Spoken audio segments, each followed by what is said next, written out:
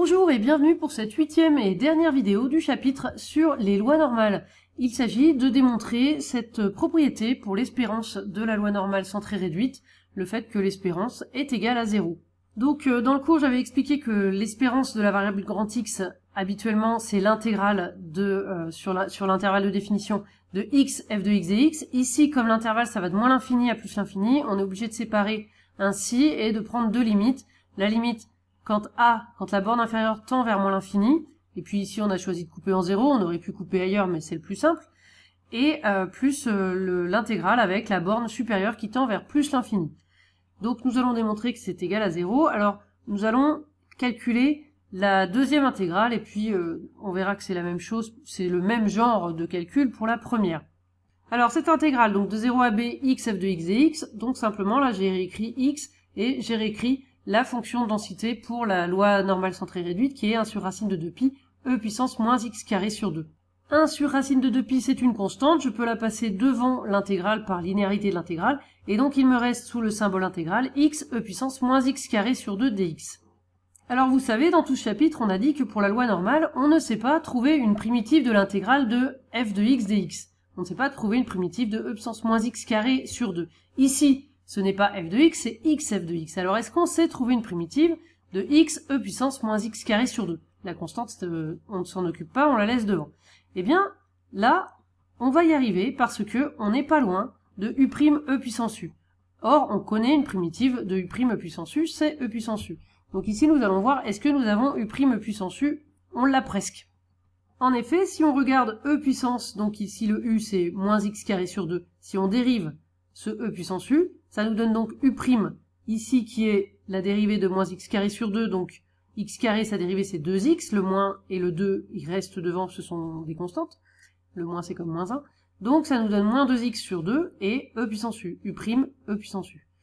Le 2 sur 2, ça se simplifie, donc finalement nous avons moins x, e puissance moins x carré sur 2.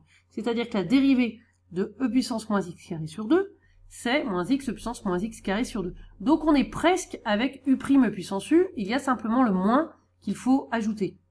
Donc je reprends, j'ai repris l'intégrale de départ, 0 à b, x, f de x dx. Finalement, pour avoir le moins x ici, je vais mettre un moins que j'ajoute ici, et pour l'annuler, je mets un autre moins que je passe devant l'intégrale, par linéarité, on peut le passer devant.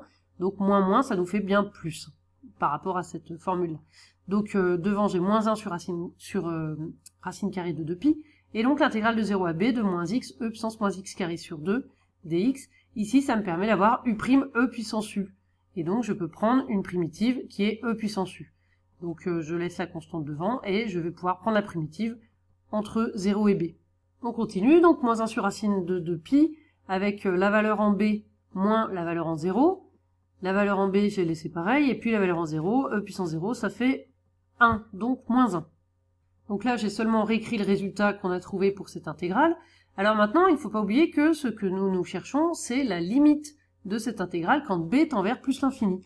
Donc il nous faut trouver la limite de e puissance moins b carré sur 2, et le reste c'est constant, quand b tend vers plus l'infini. Donc là, c'est une limite par composition, car quand b tend vers plus l'infini, b carré tend aussi vers plus l'infini, b carré sur 2 aussi, et moins b carré sur 2 tend vers moins l'infini. Donc on va prendre la limite de l'exponentielle quand la puissance tend vers moins l'infini. Voilà cette limite composée détaillée, donc quand b tend vers plus l'infini, moins b carré sur 2 tend vers moins l'infini. Donc on prend la limite de l'exponentielle x quand x tend vers moins l'infini, puisque ici on avait moins l'infini, j'ai bien repris les couleurs. La limite de l'exponentielle quand x tend vers moins l'infini, c'est 0, et donc finalement, on a la limite quand b tend vers plus l'infini de e puissance moins b carré sur 2 qui est égale à 0, donc on est parti du rouge, on arrive au bleu, le vert, on est passé entre temps, mais on ne le voit plus à la fin. Voilà, donc la limite de ceci, c'est 0, donc finalement la limite de toute cette intégrale, eh bien, le reste ce sont des constantes, donc ça reste, donc il reste moins 1 sur racine de 2pi, ici 0 moins 1, ça fait moins 1, donc moins 1 fois moins 1, ça fait plus 1, donc finalement, la limite de cette intégrale, c'est 1 sur racine de 2pi. La limite de cette intégrale, c'est 1 sur racine de 2pi, donc.